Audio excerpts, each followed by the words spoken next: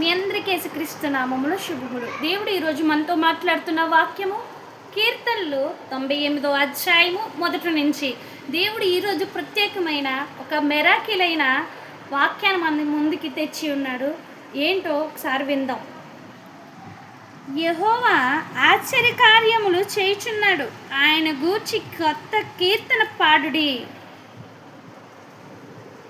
దేవుడు ఒక ఆశ్చర్యమైన కార్యము జరిగిస్తానని వాగ్దానం చేస్తున్నాడు.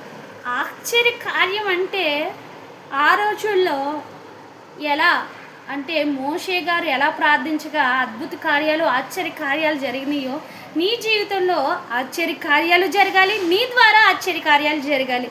యేసుక్రీస్తు ఈరోజు నీతో మాట్లాడుతున్న మాట ఏంటో తెలుసా?